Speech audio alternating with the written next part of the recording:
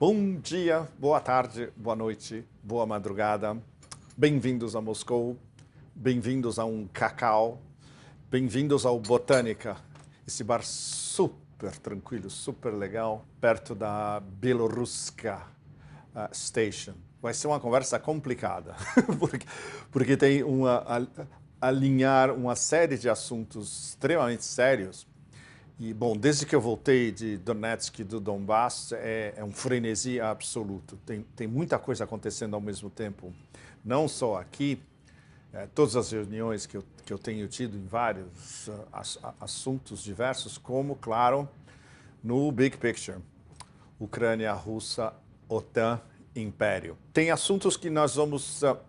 É impossível entrar num espaço de meia hora. O que o presidente Lula falou em relação ao genocídio em Gaza e o que vai acontecer com Julian Assange. Nós vamos nos concentrar em Ucrânia, Rússia, OTAN, Império. Tem vários assuntos interligados extremamente importantes que aconteceram nesses últimos dias e isso denota e mostra o desespero crescente, não só das instâncias decisórias do Império, como dos vassalos. Primeiro de tudo é a liberação de Avdiivka. Quando eu estava em Donetsk, em uma das nossas reuniões cruciais, que eu acho que eu me referi no último Pepe Café, entre os dois comandantes principais do front, de batalhões militares, batalhões ortodoxos cristãos, disseram, olha, a Avdiivka a gente está entrando com força total, não só forças especiais, as forças de terra, mas bombardeios, bombas planantes e uma artilharia absolutamente devastadora, que é o que a gente escutava justamente, aqueles booms em Donetsk a cada 2, 5, 10 minutos e durante a noite inteira. Pode ser uma questão de dias ou pode ser uma questão, no máximo, de semanas. Uma semana depois dessa nossa conversa, a Avdiivka foi liberada. Ou seja, eles já sabiam que o front ucraniano estava em estado de decomposição acelerada. E o fato, por exemplo, que Kiev mandou um dos principais batalhões Azov para... numa missão praticamente suicida para a Avdiivka, os ucranianos já sabiam que eram favas contadas, questão de dias. Foi exatamente o que aconteceu. Então, isso muda o jogo radicalmente, sim e não. Sim, porque a Avdiivka, que é na verdade, uma fortaleza praticamente inexpugnável, que os ucranianos promoviam como inexpugnável em construção e em upgrades constantes desde 2014, era basicamente uma base avançada para bombardear Donetsk e partes de Donbass, especialmente Donetsk, e bombardear civis em Donetsk. Todo momento que você está andando em Donetsk e conversando com as pessoas nos mercados, nos templos, nas ruas, eles dizem, olha, pode acontecer a qualquer momento. Então tem vários signos de bombardeios nas lojas, nos mercados de rua, na frente de pequenos shopping centers, etc. E em muitos lugares tem santuários onde as pessoas vão e depositam flores em homenagem aos mortos, especialmente as crianças. Isso vai aliviar um pouco os bombardeios sobre Donetsk, ainda que não o eliminem completamente, porque o que está acontecendo é que as forças russas estão agora numa ofensiva e elas vão puxar a linha do front cada vez mais para a esquerda no mapa, ou seja, para as fronteiras da ex-Ucrânia e conseguindo finalmente liberar todo o Donbass. Isso vai demorar. Isso é super complicado. Tem um mapa excelente na exposição Rússia, no VDNK, que eu voltei nesse fim de semana. Tem um mapa no stand de Donetsk, tem um mapa mostrando tudo que falta para liberar. O vermelho no mapa é tudo que já está liberado, que voltou para Novorossia, e à esquerda, em cinza, tudo que deve ser ainda liberado, ou seja, é um longo caminho. Pode ser, se o front ucraniano a decomposição for acelerada, isso pode acontecer nos próximos meses. ou pode acontecer pelo menos até o final do ano e entrando para o ano que vem. E aí entram vários componentes mesclados extremamente complexos, que é até onde a ofensiva russa vai, com que força. Força vai ser força total. E para vocês terem uma ideia, a cada dia chega no Donbass 1.000 soldados russos novos, um batalhão inteiro, treinados durante meses, equipados, super bem equipados, e que chegam para o fronte na linha de frente. Ou seja, os melhores números que nós temos dessa semana é que a Rússia está, entre a Rússia, as milícias do DPR e LPR, auxiliares da Chechênia, forças especiais, etc. Somando tudo, tem pelo menos 300 mil russos ou russófonos no front. E isso já constitui, digamos, o prenúncio de uma ofensiva a curto, médio e longo prazo sustentável. Mas o know-how apreendido pelo Ministério da Defesa e pelos russos em batalhas constantes durante 2 anos no terreno, isso não tem preço isso. E isso chega a um ponto onde a OTAN está absolutamente aterrorizada, sabendo que a famosa humilhação cósmica da OTAN no terreno em Donbass está se aproximando a uma velocidade extremamente rápida. Em paralelo com tudo isso, bom, a Conferência de Munique, eu acho que eu tive que tomar doses inconscientes de sabedoria taoísta para acompanhar várias das mesas redondas na Conferência de Munique, uma das quais foi um negócio absolutamente brutal. Estava Antony Blinken, secretário de Estado americano, Little Blinky, Annalena 180 graus, aquela coisa da Alemanha, e um gentleman indiano, Jai Shankar, ministro das Relações Exteriores da Índia, que foi sensacional, porque imagina, ele é obrigado a conviver com Blinken, eles se entendem muito bem, inclusive, e obviamente o X da mesa redonda, conduzida por uma debilóide absoluta do Financial Times, era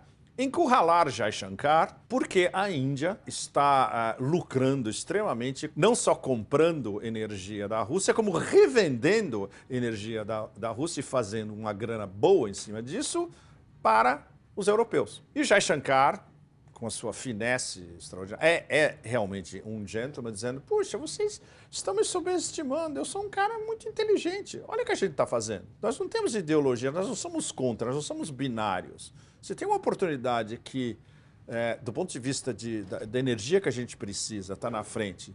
E se os europeus querem comprar o nosso excesso de energia que a gente compra da Rússia, por que não? É isso que a gente está fazendo. Claro, evidentemente, Blinken, com um sorriso extremamente amarelo, foi obrigado a aceitar o raciocínio de Jai Shankar e, no final, falou aquelas platitudes imbecis características dele, finalizando com o quê? A ordem internacional baseada em regras, que é a única coisa que eles sabem falar. Esses funcionários medíocres da administração boneco de pano na Casa Branca. Agora, tudo isso, se fosse para resumir, eu tentei resumir, na verdade, em uma frase, em um dos meus posts, o que aconteceu em Munique, o desespero absolutamente abissal das elites do otanistão inteiro. Estava todo mundo lá, Stoltenberg, todo mundo estava lá. Com o fato de que a humilhação cósmica da OTAN está cada vez mais próxima e Avdiivka foi o sinal de que daqui para frente tudo vai ser diferente em todos os sentidos. Tudo vai ser diferente em relação àquela contraofensiva completamente estúpida do verão do ano passado da Ucrânia, inventada pelo otanistão e inventada pelos generais da OTAN e pelos caras da CIA e do MI6 que controlam a história toda de Bruxelas até Kiev. E o fato de que, a partir de agora, essa militarização em parte da economia russa, o fato da economia russa estar estável, o fato de que está crescendo, o fato de que já é a 5ª economia do mundo em paridade de poder de compra acima das economias europeias, e o fato de que o exército foi reformulado, eles aprenderam os seus erros táticos e estratégicos do começo e que agora vai ser uma avalanche lenta, gradual e segura, mas cada vez menos lenta, sempre gradual e cada vez mais segura para tomar conta do front inteiro no Donbass, e depois as possibilidades são infinitas de expansão, indo, evidentemente, entre esse ano e o ano que vem, Odessa e Transnistria. Isso agora está cada vez mais no cardápio. Não é explícito pelo Ministério da Defesa, mas é implícito em tudo, por exemplo, que Medvedev diz e escreve. E o fato de que os poloneses estão de olho na Galícia, os húngaros estão de olho na Transcarpátia, e o que vai acontecer, provavelmente, com enorme possibilidade, até 2025, quando, segundo Shoigu, ele mesmo, ministro da Defesa, pode acabar a operação militar especial, seria a Ucrânia, a ex-Ucrânia, que não vai ter mais o Mar de Azov, pode não mais ter o Mar Negro e pode perder a Galícia e a Transcarpátia. Claro, isso está no terreno das possibilidades cada vez mais plausíveis para um futuro, digamos, a médio e longo prazo. O desespero, evidentemente, retorna ao mesmo ponto, que é o processo de desmilitarização da OTAN, que é cada vez mais acelerado. O fato de que agora eles estão começando a perceber que a OTAN está praticamente desmilitarizada e os Estados Unidos estão, até certo ponto, também desmilitarizados, e aí começam a surgir as opções, eu diria, linha vermelha, mas vermelho coração explodindo, que são os Estados Unidos enviarem mísseis Taurus de longo alcance para a Ucrânia contra a Rússia. Bom, Medvedev já disse que isso é para lá de linha vermelha, porque esses são mísseis que têm um alcance, digamos, mais ou menos de 300 quilômetros, ou seja, eles podem ser colocados bem fundo no front e atacar não só o Donbass, como a Crimeia. Se isso eventualmente acontecesse nas próximas semanas e meses, a resposta russa, aí sim, a resposta russa vai ser um negócio absolutamente brutal. Ou seja, o clima aqui em Moscou entre o Ministério da Defesa, as agências de inteligência e o Kremlin é, digamos, um certo relaxamento. Estão tranquilos. Especialmente depois da famosa entrevista, estão ainda mais tranquilos, porque agora não só o americano médio, como o sul global inteiro, todo mundo que viu a entrevista, eles têm uma noção bastante clara das prioridades da Rússia, do fato de que Putin está em controle absoluto de todos os fatos, todos os dados, todos os dossiês na ponta da língua e não precisa de notas para nada. O fato de que, ok, os americanos querem sentar e conversar a sério, nós sempre estivemos abertos. Não vai acontecer porque essa administração americana está totalmente encurralada. Eles não sabem como organizar um plano B porque nunca houve um plano B. O plano A foi sempre, nós vamos destruir a economia russa e nós vamos destruir o exército russo no terreno na nossa guerra por procuração na Ucrânia. Nenhum dos dois aconteceu e é pior, tudo reverteu e o boomerang e o blowback é cada vez mais estapafúrdio. E isso foi claramente refletido nessa atmosfera de, digamos, de desespero mal contido durante toda a Conferência de Paz de Munique. Então, isso é mais ou menos um resumo para vocês do que aconteceu nesses últimos dias, que está interligado também com o que está acontecendo no oeste da Ásia, em termos do eixo da resistência, que o eixo da resistência, diversos poderes e facções e vetores na Palestina, Hezbollah, Hashd al-Shaabi e as diversas milícias no Iraque, milícias na Síria e Ansarullah no Iêmen, cada vez mais coordenadas e cada vez mais podem nos atacar como estão atacando de todos os lados, pode Israel tentar, já estão bombardeando o Líbano muito além das regras estabelecidas entre eles, as famosas regras de guerra, Rules of Engagement. Rules of Engagement significa as regras estabelecidas pelos dois lados no meio de uma conflagração. Israel já está passando por cima disso porque eles estão bombardeando já o Líbano 20 ou 30 quilômetros além da fronteira. E isso não faz parte dessas regras.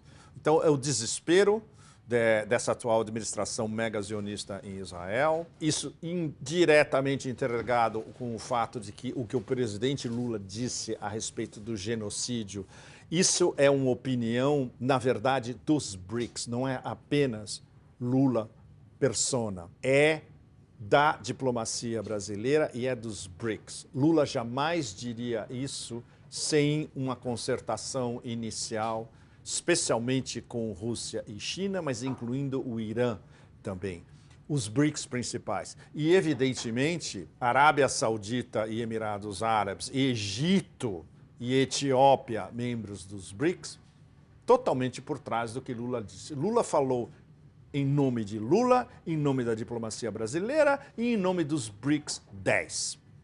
Por isso que isso é muito sério. E é tão sério quanto o fato de que os Houthi iemenis de Ansarullah continuam sendo bombardeados pelo o que a gente chama de USUK, United States, United Kingdom, Estados Unidos e Reino Unido juntos, e eles estão afundando navios e vão continuar atacando, e estão usando drones balísticos. Daqui para frente, eles avisaram, olha, vocês não sabem que estão se metendo, vocês vão nos bombardear, vocês vão nos atacar, ok, então esperem represálias. As represálias estão acontecendo, nada disso vai mudar. E um fato fundamental que é o tema eixos de resistência. O que eu vi acompanhando esses batalhões cristãos ortodoxos no Donbass profundo foi o que me deu uma iluminação no meio da noite um dia. Eu falei, claro, essa é o eixo da resistência eslava, que agora junta com o eixo da resistência do oeste da Ásia. E isso tem, como é que chama, declinações extraordinárias. Por exemplo, um pessoal do Donbass me mandou uma imagem além de significativa, um batalhão de tatars russos. Eles posam numa foto num dos seus QGs e estão segurando uma bandeira do general Soleimani. É a ilustração mais do que gráfica que a lógica e a lógica de resistência do eixo da resistência no oeste da Ásia é replicada nas terras negras e no solo negro riquíssimo do Donbass, que é também uma correlação com o eixo da resistência africana no oeste da África francófono. O que eles querem é uma resistência contra o quê? Contra o neocolonialismo francês. Então, esses eixos de resistência na África, em partes da Eurásia, no oeste da Ásia e nas estepes de Novorossia, você juntando tudo isso, você vê esses polos de resistência do sul global que estão cada vez mais fortes e estão dialogando entre eles também. A semana que vem aqui em Moscou vai ter uma conferência importantíssima de multipolaridade, que vai ser o tema do nosso próximo Pepe Café na semana que vem. As discussões que nós temos, digamos, não tão underground, overground e underground, com protagonistas do oeste da Ásia, com africanos que vão vir aqui a semana que vem também, e com toda a conversação no espaço eslavo, é de que esse é o ano da decisão, o ano do BRICS e o ano da expansão dos BRICS, de solidificar todos esses eixos de resistência e todas essas plataformas em direção do mundo multipolar.